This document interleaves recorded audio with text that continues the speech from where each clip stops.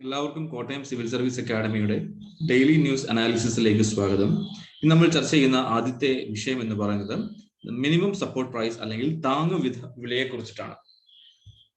നമ്മുടെ central government പാടി, pulses, oil seed തുടങ്ങിയ കാർഷിക ഉൽപ്പന്നങ്ങൾക്ക് 4% ഉയർന്ന തറവില അല്ലെങ്കിൽ അടിസ്ഥാന വില നിശ്ചയിച്ചിട്ടുണ്ട്. ഇതാണ് ഇന്നത്തെ അടിസ്ഥാനപരമായിട്ടുള്ള അല്ലെങ്കിൽ ഈ ഒരു മേഖലയുമായിട്ട് ബന്ധപ്പെട്ട ഒരു ന്യൂസ് ആർട്ടിക്കിൾ എന്ന് പറയുന്നത്. ഇപ്പൊ എന്താണ് താങ്ങുവില എന്നും അതിനെക്കുറിച്ചിട്ടുള്ള ഒരു ബേസിക് ആയിട്ടുള്ള കുറച്ച് കാര്യങ്ങളെ കുറിച്ചിട്ടാണ് നമ്മൾ ഇപ്പോൾ ചർച്ച ചെയ്യാൻ പോകുന്നത്. ഓക്കെ, അപ്പം ഈ നമ്മുടെ സെൻട്രൽ ഗവൺമെന്റ് 4% കഴിഞ്ഞ വർഷത്തേതിലും 4% ഉയർന്ന താങ്ങുവിലയാണ് ഇത്തരത്തിലുള്ള പാടി, പൾസസ്, ഓയിൽ സീഡുകൾ, എണ്ണക്കുരുകൾ, ധാന്യങ്ങൾ, നെല്ല്, ഈ 3 വിഭാഗം കാർഷിക ഉൽപ്പന്നങ്ങൾക്ക് താങ്ങുവിലയായിട്ട് പ്രഖ്യാപിച്ചിരിക്കുന്നത് കഴിഞ്ഞ വർഷത്തേതിലും 4% അധികം ഉയർന്ന ഒരു വില അല്ലെങ്കിൽ വില നിലവാരമാണ് അല്ലെങ്കിൽ അടിസ്ഥാന വിലയാണ്. അപ്പോൾ എന്താണ് ഈ താങ്ങുവില എന്നതിനെ കുറിച്ച് നമുക്ക് അടിസ്ഥാനപരമായിട്ട് അല്ലെങ്കിൽ ഏറ്റവും ബേസിക് ആയിട്ടുള്ള ഒരു ഇൻഫർമേഷൻ നമുക്കറിയാം. ഏതൊരു സാധ്യതയ്ക്കാണെങ്കിലും 2 ഘടകങ്ങളുണ്ട് പ്രൈസ് ഡിറ്റർമൈൻ ചെയ്യാൻ. എന്തൊക്കെയായിരിക്കും? ഒന്ന് ഡിമാൻഡ്, മറ്റൊന്ന് സപ്ലൈ. ഈ ഡിമാൻഡ് സപ്ലൈ ഉണ്ടാകുന്ന അല്ലെങ്കിൽ ഇതിന്റെ ഒരു വ്യത്യസ്തതയിൽ നിന്നാണ് ഏതൊരു പ്രൊഡക്റ്റിന്റെയും വിലയിലേക്ക് നമ്മൾ എത്തുന്നത്. അതായത് ഈ ഒരു സാഹചര്യത്തിൽ വെക്കുമ്പോൾ എന്താണ്, ഡിമാൻഡ് കൂടുമ്പോൾ എന്ത് ചെയ്യാറുണ്ട്? പ്രൈസ് കൂടാറുണ്ട്. അല്ലെങ്കിൽ സപ്ലൈ കുറഞ്ഞ് അല്ലെങ്കിൽ ഡിമാൻഡ് കൂടി നിൽക്കുമ്പോൾ പ്രൈസ് കൂടാറുണ്ട്. ഇതിന് നേരെ ഓപ്പോസിറ്റ് ആണ്. സപ്ലൈ കൂടുകയും ഡിമാൻഡ് കുറയുകയും ചെയ്യുന്ന ഒരു സാഹചര്യത്തിൽ പ്രൈസ് കുറയുകയും ചെയ്യാറുണ്ട്. അപ്പോൾ അത്തരത്തിലേക്ക് പോകുമ്പോൾ നമ്മൾ അതിനെ സഹായിക്കാൻ വേണ്ടി കർഷകർക്ക് അടിസ്ഥാനപരമായിട്ട് ഒരു ബെഞ്ച് ലെവൽ പ്രൈസ് ആണ് നമ്മൾ മിനിമം സപ്പോർട്ട് പ്രൈസ് എന്ന് പറയുന്നത്. ഒരല്പം കൂടി റിഫൈൻ ചെയ്ത് പറഞ്ഞാൽ, there are 2 products, two or more buyers to purchase paddy. നമുക്കറിയാം കുറച്ച് ആളുകൾ അല്ലെങ്കിൽ 3, 4, 5 ആളുകൾ അല്ലെങ്കിൽ ബയേഴ്സ് എന്ത് ചെയ്യാൻ വരുന്നുണ്ട്? പാഡി അല്ലെങ്കിൽ നെല്ല് വാങ്ങിക്കാൻ വരുന്നുണ്ട്. അപ്പൊ അത്തരത്തിൽ വരുമ്പോൾ നമ്മുടെ കർഷകർ ഒരുപാട് നെല്ല് കൃഷി ചെയ്ത് വെച്ചിരിക്കുകയാണ്. പക്ഷെ കസ്റ്റമേഴ്സ് പറയാണ് അല്ലെങ്കിൽ ബയേഴ്സ് പറയാണ്, okay, we are ready to purchase your product but the price is this much only. അതായത് ഒരു കുറഞ്ഞ വില മാത്രമാണ് അവർ നിശ്ചയിക്കുന്നത്. ആ സാഹചര്യങ്ങളിൽ സപ്പോസ് ഈ കർഷകരെ സപ്പോർട്ട് ചെയ്യാൻ വേണ്ടി ഗവൺമെന്റിന്റെ ഒരു മാർക്കറ്റ് ഇന്റർവെൻഷൻ പ്രോഗ്രാമാണ് മിനിമം സപ്പോർട്ട് പ്രൈസ് അഥവാ താങ്ങുവില എന്ന് പറയുന്നത്. ഇതിനെ ഒരു അല്പം കൂടെ വ്യക്തമായിട്ട് പറഞ്ഞാൽ, സർക്കാർ പറയാണ്, ഓക്കെ, കർഷകർ നിങ്ങൾ ഉൽപ്പാദിപ്പിച്ച ഉൽപ്പന്നങ്ങൾ അത് എത്ര തന്നെ ആയിക്കൊള്ളട്ടെ, ഏത് പ്രൊഡക്റ്റ് ആയിക്കൊള്ളട്ടെ, നമുക്കിപ്പോ അരിയെ കുറിച്ച് എടുക്കാം അല്ലെങ്കിൽ നെല്ലിനെ കുറിച്ച് എടുക്കാം. ഈ നെല്ല് ഈ ആളുകൾ വാങ്ങിക്കാൻ അല്ലെങ്കിൽ ഈ വാങ്ങിക്കാൻ തയ്യാറാകുന്നു. Okay, if they are ready to purchase at a higher amount, you can sell it. പക്ഷേ ആ വ്യക്തികൾ അല്ലെങ്കിൽ ആ കമ്പനികൾ പറയാണ്, they are not ready to purchase your product at this much of price. എന്ത് ചെയ്യാൻ പറ്റും? അവർക്ക് കൊടുക്കുക എന്ന ഒരു നിർവാഹമല്ലാതെ മറ്റൊന്നും ഇല്ല എന്ന ഒരു തലത്തിലേക്ക് പോകാതെ ഗവൺമെന്റ് പറയുന്നു, we are ready to purchase from your end. ഞങ്ങൾ നിങ്ങളുടെ കയ്യിൽ നിന്ന് വാങ്ങിക്കാം at a certain minimum price. അതായത് സർക്കാർ നിശ്ചയിച്ചിരിക്കുന്ന ഒരു പ്രോഡക്റ്റിന്റെ അല്ലെങ്കിൽ വിലയിൽ താഴ്ന്ന വിലയിൽ വിൽക്കുവാനോ വാങ്ങുവാനോ ഉള്ള അവകാശമില്ല. ഒരല്പം കൂടി പറഞ്ഞാൽ, അതായത് പേഴ്സൺ എ, അദ്ദേഹം ഒരു കർഷകനാണ്. അദ്ദേഹം എന്തൊരു കൃഷി ചെയ്തിട്ടുണ്ട്? പാടി കൃഷി ചെയ്തിട്ടുണ്ട്. ഈ പാടി പ്രൊഡക്റ്റ് വാങ്ങിക്കാൻ വേണ്ടി കമ്പനി വരുന്നു. കമ്പനി പറയുന്നു, ഞങ്ങൾ 12 രൂപയ്ക്കാണ്, കിലോയ്ക്ക് 12 രൂപ പെർ kg വാങ്ങിക്കാൻ തയ്യാറാണ് എന്ന് പറയുന്നു. പക്ഷെ കർഷകന് അത്ര വയബിൾ ആയ ഒരു എമൗണ്ട് അല്ല 12 രൂപ എന്ന് പറയുന്നത്. പക്ഷെ ഗവൺമെന്റ് ഓഫ് ഇന്ത്യ പറയുന്നു, we are ready to purchase at 20 per kg. അതായത് ഇങ്ങനെ ഒരു 20 കിലോയിലേക്ക് വെക്കുമ്പോൾ കർഷകൻ ആർക്ക് കൊടുക്കാൻ സാധ്യതയുണ്ട്? ഗവൺമെന്റ് ഓഫ് ഇന്ത്യ അല്ലെങ്കിൽ FCIക്ക് കൊടുക്കാൻ സാധ്യതയുണ്ട്. അപ്പൊ ആ തരത്തിലേക്ക് അല്ലെങ്കിൽ ഈ ഒരു കുറഞ്ഞ വിലയിൽ അല്ലെങ്കിൽ ഈ 20 രൂപയിൽ കുറഞ്ഞ വിലയ്ക്ക് കൊടുക്കാനുള്ള ഒരു ഓപ്ഷൻ ആർക്കില്ല? ഈ കർഷകനില്ല. അല്ലെങ്കിൽ അദ്ദേഹത്തിന് അത് കൊടുക്കേണ്ട കാര്യമില്ല. കൂടുതൽ വില കിട്ടുന്നത് ഗവൺമെന്റ് ആണെങ്കിൽ obviously people will go towards government machinery so that no one can offer a price below than the government price. അതിനെയാണ് നമ്മൾ എന്ത് പറയാം? മിനിമം സപ്പോർട്ട് പ്രൈസ് അല്ലെങ്കിൽ താങ്ങുവില എന്ന് പറയുന്നത്. ഇപ്പൊ ഇവിടെ എന്താണ് പറയുന്നത്? ഇവിടെ പറയുന്നു, സർക്കാർ ഈ വിളകൾക്ക്, പാടി, പൾസസ്, ഓയിൽ സീഡ് തുടങ്ങിയ വിളകൾക്ക് എന്ത് തരുന്നു? 4% ഉയർന്ന നിരക്ക് തരാൻ തയ്യാറാണ്. കഴിഞ്ഞ വർഷത്തെ പ്രൈസിനേക്കാൾ കൂടുതൽ, അതായത് 4% അധികം വില തരാൻ തയ്യാറാണ്. The center said that The higher rate of return being promised for urad, tur and oil seed was deliberately a policy move. ഏതിനൊക്കെയായിരിക്കും മുറുദാൽ, tur and oil seed ഇവയ്ക്കാണ് ഈ ഒരു ഉയർന്ന വില നൽകാൻ തീരുമാനിക്കുന്നത്. Concerted efforts were made for the last years to realign the MSP in favor of oil seeds, pulses, coarse cereals, etc. ഏതൊക്കെയാണ് ഇപ്പോൾ ഈ 4% ഉയർന്ന നിരക്ക് നൽകുന്നത് എന്നൊന്ന് ഓർത്തു വയ്ക്കുക. അപ്പോൾ എന്താണ് മിനിമം സപ്പോർട്ട് പ്രൈസ്? ഇത് ആരാണ് ഡിക്ലെയർ ചെയ്യുന്നത്? ഇപ്പം ഉദാഹരണം ഗവൺമെന്റ് ഓഫ് ഇന്ത്യ ആണ് ഡിക്ലെയർ ചെയ്യുന്നതെന്ന് നമുക്കറിയാം. എന്നാൽ ഇത് എങ്ങനെയാണ്, ആരാണ് ഇതിനെ സപ്പോർട്ട് ചെയ്യുക എന്നുള്ളതാണ് ഏറ്റവും അടിസ്ഥാനപരമായിട്ടുള്ള ചോദ്യം.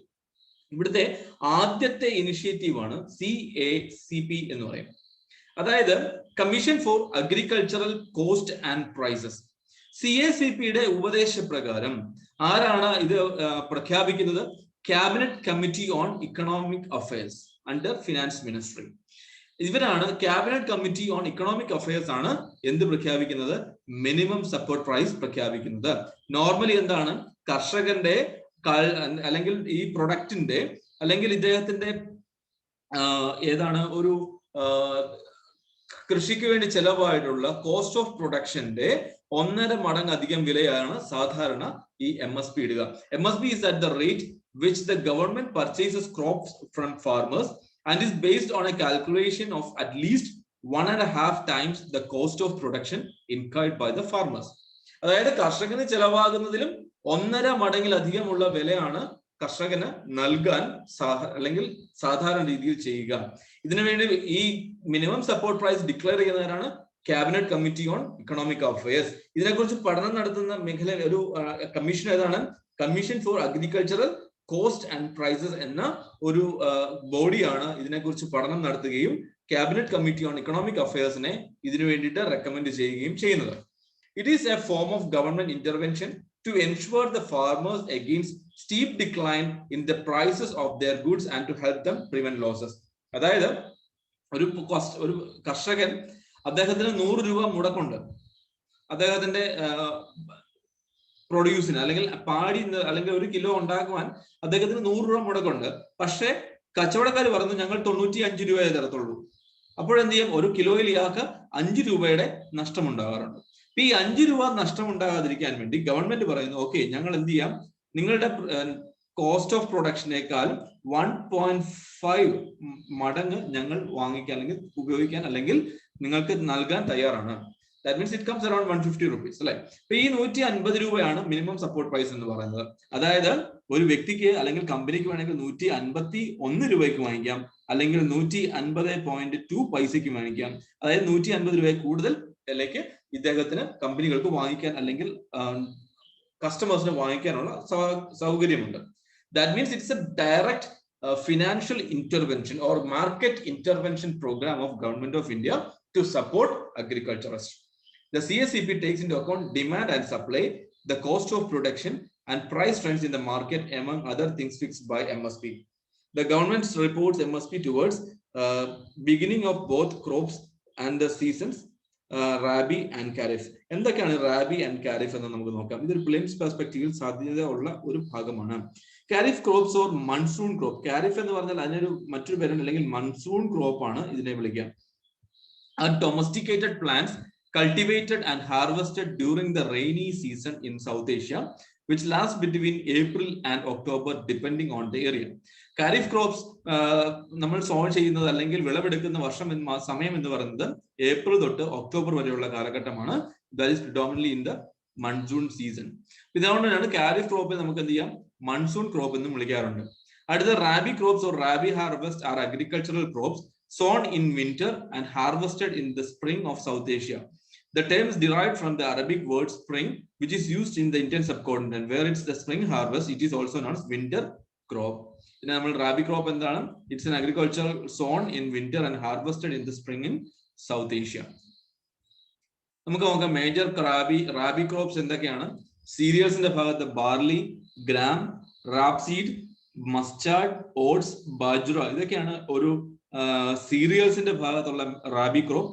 Banana, lady fingers, tomato, grape fruit, mangoes, lemons തുടങ്ങിയവ എന്താണ് ഫ്രൂട്ട്സിന്റെ ഇനത്തിൽ വരുന്ന റാബി ക്രോപ്പുകളാണ്. Vegetable, cabbage, capsicum, onion, potato and spinach and tomato ഇതൊക്കെയും എന്താണ് ഇതിന്റെ മേജർ റാബി ക്രോപ്സ് ആണ്.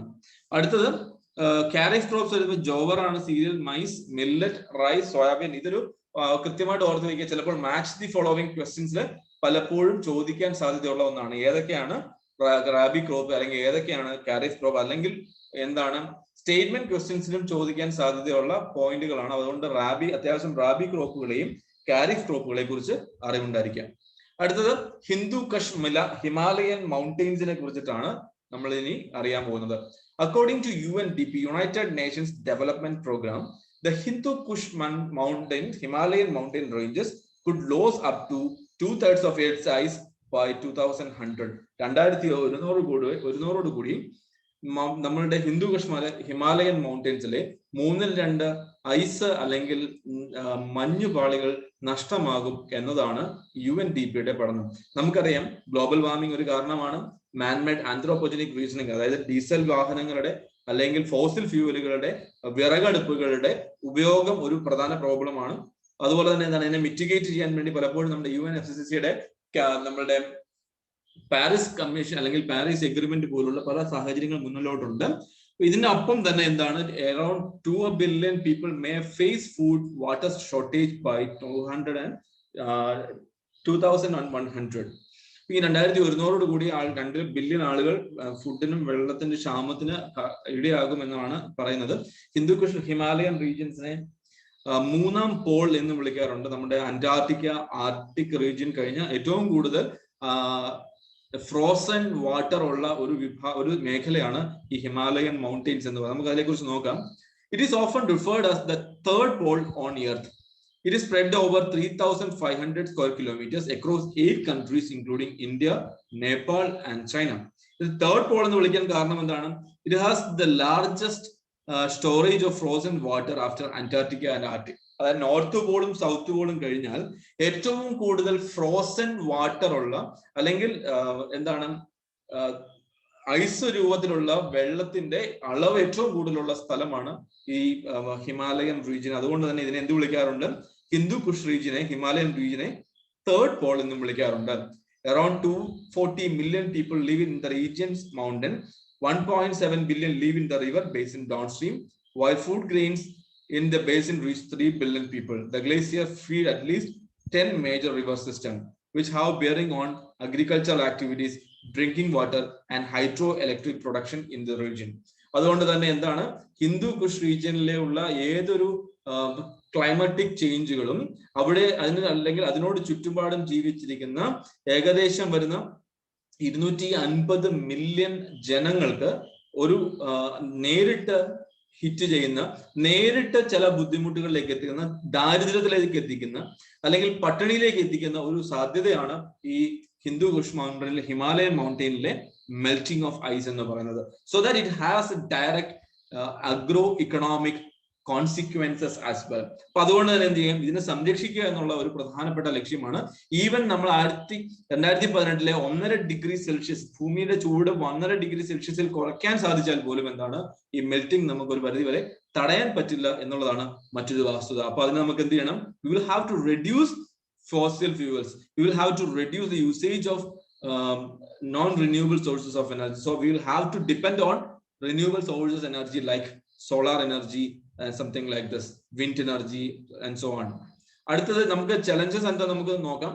According to ICIMOD, International Center for Integrated Mountain Development 2019 assessment, the Hindu Kush Himalayan region will continue to warm throughout the 21st century, even if the world is able to limit global warming at an agreed 1.5 degrees Celsius. നമുക്ക് 1.5 degree സെൽഷ്യസിൽ കുറയ്ക്കാൻ സാധിച്ചാൽ പോലും ഈ ഒരു റീജിയന്റെ temperature 21ാം നൂറ്റാണ്ടിൽ മുഴുവൻ കൂടിക്കൊണ്ടിരിക്കുമെന്ന് തന്നെയാണ് പഠനങ്ങൾ സൂചിപ്പിക്കുന്നത്. The Paris Agreement aims to substantially reduce global greenhouse gases emission in effort to limit global temperature increase in this century to 2 degrees Celsius above pre-industrial level, while pursuing the means to limit the increase to 1.5 degrees Celsius. നമ്മളുടെ Paris agreement പ്രകാരം നമ്മളുടെ pre industrial ഇറായിലെ 2 degree സെൽഷ്യസിന് മാത്രം മുകളിലാണ് നമ്മൾ നിർത്താൻ ആഗ്രഹിക്കുന്നത്. Even നമ്മളത് 1.5 ഡിഗ്രിയിലേക്ക് കുറച്ചാൽ പോലും ഹിന്ദു കുഷ് മൗണ്ടനിലെ ഒരു പരിധി വരെ നമുക്ക് തടയാനാവില്ല എന്നുള്ളതാണ് മറ്റൊരു പ്രശ്നം എന്ന് പറയുന്നത്. Recommendation, it recommended to shift away from fossil fuels use in energy transport and other sectors while changing diets and agriculture practice to move to net zero emissions of greenhouse gases. നമ്മൾ എന്ത് ചെയ്യണം? Maximum എന്താണ് green എനർജിയെ support ചെയ്യാൻ ശ്രമിക്കുക. CNG, electricity, ഇത് എങ്ങനെ electricity എങ്ങനെ generate ചെയ്യുന്നതാണ്? പലപ്പോഴും വിൻഡ് എനർജി, ടൈഡൽ എനർജി പോലുള്ള എനർജി പ്രോഗ്രാംസ്, അല്ലെങ്കിൽ സോളാർ എനർജി, ഇങ്ങനെയുള്ള ഗ്രീൻ എനർജിയെ ഡിപ്പെൻഡ് ചെയ്യുകയും മാക്സിമം നെറ്റ് സീറോ എമിഷനിലേക്ക് കാര്യങ്ങൾ എത്തിക്കുകയും ചെയ്താൽ we can control the global warming and reduce the usage of greenhouse gases other than fossil fuels, CFC, chlorofluorocarbons. അതുപോലെ തന്നെ എന്താണ് മറ്റു മേഖലകൾ? ഒന്ന് എന്താണ് കാർബൺ എമിഷൻസ്. അങ്ങനെയുള്ള സാഹചര്യങ്ങൾ, അതായത് കാർബൺ എമിഷൻ പലപ്പോഴും ഇതിന്റെ മാത്രമല്ല ഡ്രൈ കാർബണിന്റെ ഇഷ്യൂസ് ഉണ്ടാകാറുണ്ട്. So that will have to comprehend all these problems in a different altitude, and we will have to utilize the green energy at any cost. The countries in the region need to reduce emission or black carbon and other air pollutants as well. എന്തൊക്കെയാണ് നമുക്ക് ചെയ്യാൻ പറ്റുക? The farmers will need support to design and invest in locally appropriate water storage solution or to shift to agriculture practice that consume less water. അതായത് നമുക്ക് drip irrigation പോലുള്ള കുറഞ്ഞ വെള്ളം ചെലവുള്ള ഒരു സാധ്യതയിലേക്ക് അല്ലെങ്കിൽ ഡയറ്റ് പ്ലാനിലേക്ക് നമ്മൾ മാറാൻ ശ്രമിക്കണം.